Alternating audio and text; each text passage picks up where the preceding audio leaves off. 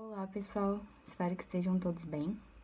Estou aqui hoje para apresentar mais uma resenha. Hoje é deste livro, O Conto da Aia, da Margaret Atwood. Ele foi escrito em 1985, mas poderia muito bem ter sido ontem. E por que isso?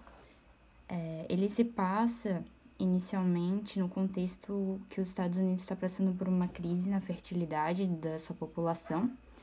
As taxas de mortalidade infantil estão muito altas e há uma queda na natalidade, e isso acaba gerando conflitos políticos. Esses conflitos culminam numa revolução onde um grupo totalitário teocrata assume o poder. Isso significa que o poder é centralizado em um grupo de pessoas que controla todas as demais. E a Bíblia, ela é utilizada como... ela tem força de lei. Então, os versículos da Bíblia eles são utilizados para justificar vários atos que são pautados nesse novo governo.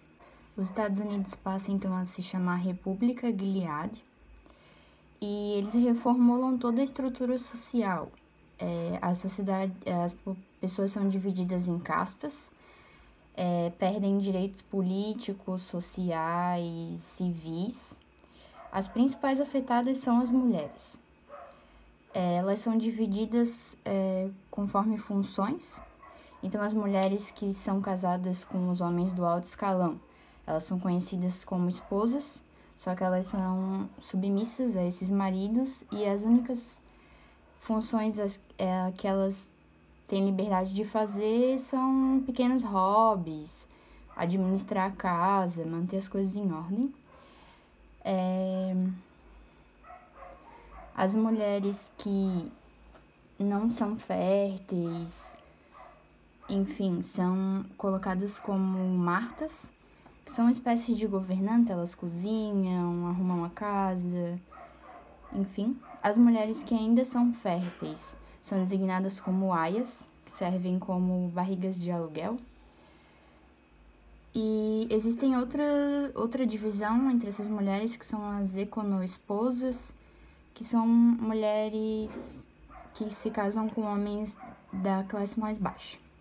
Uma coisa que chama muita atenção também é o fato das mulheres, nenhuma delas praticamente, a não ser as tias, que são as que treinam as aias, elas não podem ler. Já imaginou? Não podem ler, e nada que envolva leitura mais existe. As placas, os outdoors, as embalagens, nada mais tem letras escritas. Eles usam iconografias, imagens para representar as coisas, para privar as pessoas de questionarem a sociedade em que elas estão inseridas. A história, então, é narrada por uma dessas aias. Devido à política desse novo governo, não é revelado o nome real dessa mulher. Ela ganha uma nova designação baseada no nome do comandante a qual ela vai servir. E ela conta a história dela nesse novo contexto. E a todo momento ela vai se lembrando como era a vida dela e vai fazendo comparações. Isso gera muitas reflexões no leitor, porque a sociedade que ela descreve, onde ela vivia, tem muitas similaridades com o que a gente vive atualmente. Então a gente se pergunta em alguns momentos como aquilo tá acontecendo, sabe? Como uma sociedade que estava bem avançada tecnologicamente, cientificamente, tem um retrocesso tão absurdo. Então, na narrativa da personagem, a gente percebe muito bem como é o dia a dia dela nessa nova configuração, sendo aia. Ela conta todos os rituais que ela precisa passar, porque é controlado até a maneira como elas se vestem, o que elas podem falar, como elas falam, tudo é controlado na vida delas. Então, a narrativa dela é bem marcada nesses contrastes entre o mundo de antes e o mundo que ela tá vivendo. Outra coisa que chama muita atenção também é o privilégio que os homens poderosos continuam mantendo, mesmo com todo esse conservadorismo. E outra questão também é como, além das mulheres, outros grupos sociais são perseguidos, né? Os homossexuais, qualquer tipo de resistência, há uma perseguição ferrenha a qualquer tipo de ideia contrária. E a personagem, ela é uma sobrevivente. Ela não faz grandes... não tem grandes acontecimentos, assim, ou ela não se rebela, sei lá, pega armas ou coisas assim.